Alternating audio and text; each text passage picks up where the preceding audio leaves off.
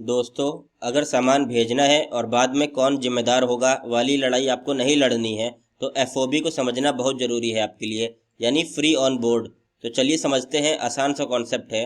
What is FOB? Free on board का क्या मतलब है?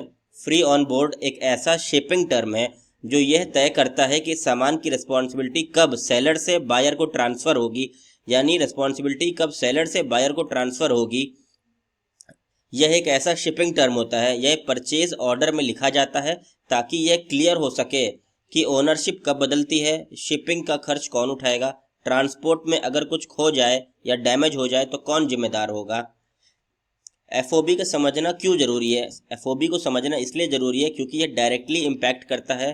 किस पे इम्पैक्ट करता है? प्राइसिंग नेगोशिएशन पे, शिपिंग अरेंजमेंट्स पे और इंश्योरेंस कवरेज पे, कस्टमर ड्यूटीज़ पे। लाइबिलिटीज़ फॉर लॉस्ट कौन झेलेगा, डैमेज गुड्स को कौन बाद में कंपनसेट करेगा।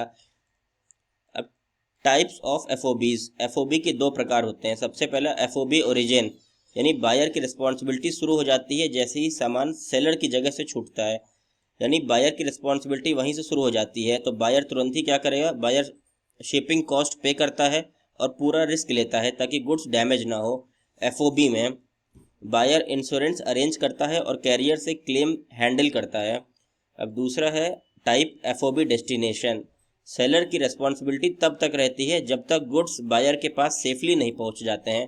तो एफओबी डेस्टिनेशन में सेलर की रिस्पॉन्सिबिलिटी रहती है जब तक गुड्स बायर के पास सेफली नहीं पहुंचते हैं।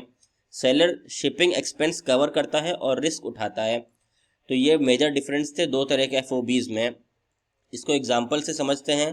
दिल्ली टू मुंबई शिपमेंट हो रहा है, यानी सेलर जो है दिल्ली से सेल कर रहा है और बायर मुंबई से परचेज कर रहा है। एफओबी ओरिजिन का एग्जांपल है ये। जैसे ही सामान दिल्ली से छूटता है, बायर रिस्पॉन्सिबल है कि किसी भी डैमेज, लॉस या डिले के लिए तो बायर रिस्पॉन्सिबल होता है। बायर इंश्योरेंस अरेंज करेगा, कैरियर के साथ क्लेम्स हैंडल करेगा। तो सेलर दिल्ली में था और बायर मुंबई में था, तो बायर की जिम्मेदारी है कि इंश्योरेंस अरेंज करे, कैरियर के साथ क्लेम्स को हैंडल करे। की प्रिंसिपल्स ऑफ एफओबी, कुछ एसेंशियल एलिमेंट्स हैं जैसे कि ownership, transfer of point. FOB साफ बताता है कब ओनरशिप और लायबिलिटी शिफ्ट होगी, यानी कब शिफ्ट होगी एफओबी बताता है। रिस्क एलोकेशन के बारे में बताता है, तय करता है कि कौन रिस्पॉन्सिबल है सामान के ट्रांसपोर्ट में होने वाली डैमेज या लॉस के लिए। कॉस्ट रिस्पॉन्सिबिलिटी, फॉरेन यानी फ्राइट, इंश्योरेंस और हैंडलिंग चार्जेस कौन देगा यह निर्धारित करता है। तो इसमें साफ लिखा रहता है एफओबीज में कि कौन रिस्पॉन्सिबल रहेगा, बिजनेस इम्पैक्ट किस पे पड़ेगा। इन्वेंट्री मैनेजमेंट, फाइनेंशियल प्लानिंग और लॉजिस्टिक पर असर पड़ता है। तो एफओबीज मोस्ट इंपॉर्टेंट है। बेसिकली बड़े ट्रांजैक्शन में एफओबीज पहले तैयार हो जाता है। How FOBs work in practice, FOB कैसे काम करता है। FOBs world wide recognise shipping terms है। यह बायर और सेलर के बीच एक बाइंडिंग एग्रीमेंट बनाता है। अगर बायर यहाँ पे है और सेलर है तो इन दोनों के बीच में एक बाइंडिंग एग्रीमेंट्स होता है क्योंकि ये world wide recognised shipping terms होता है। शिपिंग ऑर्डर्स और कॉन्ट्रैक्ट में क्लियरली लिखा जाता है कि डिलीवरी टाइमिंग और लोकेशन क्या होगी। पेमेंट स्ट्रक्चर लिखा जाता है, कौन फ्राइट और इंश्योरेंस कवर करेगा। Legal ownership bill of sale में डिफाइन होती है, लेकिन एफओबीज रिस्पॉन्सिबिलिटी और रिस्क स्टेज वाइज तय करता है। एफओबीज क्या तय करता है कि कौन रिस्पॉन्सिबल रहेगा डैमेज होने पे, डिलीवरी कहाँ पे प्रोडक्ट की होगी, लोकेशन क्या रहेगा और पेमेंट स्ट्रक्चर कैसा रहेगा, पेमेंट इंस्टॉलमेंट में होगी या फुल होगी। अब अगर मॉडर्न ट्रेड में यह इम्पैक्ट करता है इन्वेंट्री अकाउंटिंग में, कॉस्ट एलोकेशन में और इंश्योरेंस इक्विपमेंट्स में। अब कुछ एडवांटेजेस हैं एफओबीज के, जैसे कि लोअर शिपिंग कॉस्ट होता है इसमें, यानी शिपिंग कॉस्ट ज़्यादा नहीं होता है। बायर डायरेक्ट कैरियर से नेगोशिएट कर सकता है जो भी शिपिंग चार्ज आएगा। ग्रेट कंट्रोल, यानी बायर पूरा शिपिंग प्रोसेस मैनेज करता है और उस पर कंट्रोल कर सकता है। ऑप्टिमाइज लॉजिस्टिक, डिलीवरी शेड्यूल अपने ऑप्शनल नीड्स के हिसाब से होता है, आपको कहाँ पे डिलीवरी चाहिए ये भी आप तय कर सकते हैं। Custom risk management, insurance coverage अपने रिस्क टॉलरेंस के हिसाब से चुन सकते हैं कितना रिस्क होगा। अगर आप अच्छा इंश्योरेंस करते हैं तो रिस्क के चांसेस भी कम होते हैं। Maximum flexibility, preferred carriers, routes और शिपिंग मेथड्स चुनने की आज़ादी रहती है, जिससे जो फ्लेक्सिबिलिटी भी ज़्यादा रहती है और कैरियर जितना अच्छा चूज़ करेंगे उतना कम चांसेस होगा कि प्रोडक्ट डैमेज हो सके। कुछ डिसएडवांटेज भी हैं एफओबीज़ के, जैसे early risk transfer, early risk transfer, यानी बायर को रिस्क तभी लेना पड़ता है जब गुड्स सेलर से बाहर जाए, यानी बायर की जिम्मेदारी तभी शुरू होगी जब गुड्स सेलर के पास से निकल जाए। इंक्रीज्ड रिस्पॉन्सिबिलिटी, इंश्योरेंस और क्लेम्स हैंडल करना बायर का काम होता है, यानी बहुत हेक्टिक काम होता है ये।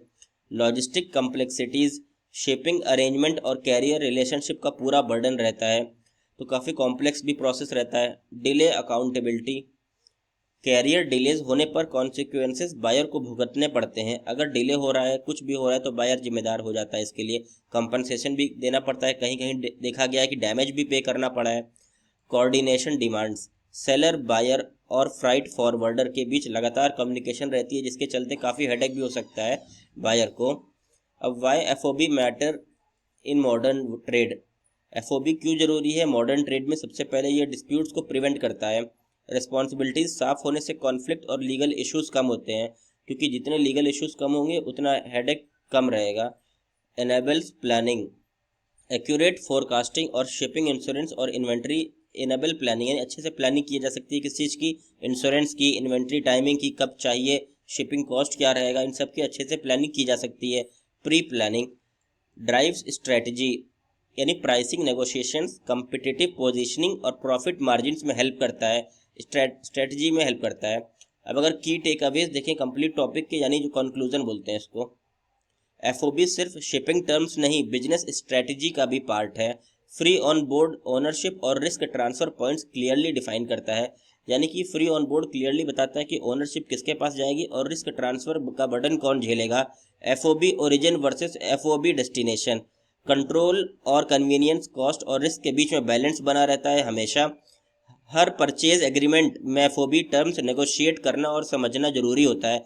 आपको एफओबी समझ में नहीं आता है तो आप उसे नेगोशिएट कर सकते हैं, उसे समझ सकते हैं बैठ के। सही application, responsibilities clear, smooth transportation, reduced disputes और एफिशिएंट बिजनेस ऑपरेशन होता है। स्मूथ ट्रांसपोर्टेशन होता है, रिड्यूस्ड डिस्प्यूट करता है, विवाद को कम करता है और मोर एफिशिएंट बिजनेस को बनाता है। तो दोस्तों, अगर अगली बार सामान भेजो या आप सामान लो तो एफओबी याद रखना, वरना कोई बोलेगा भाई ये किसका है और आप सिर खुजलाएंगे। कंप्लीट टॉपिक है ये एफओबीज पे, free on. Thank you so much.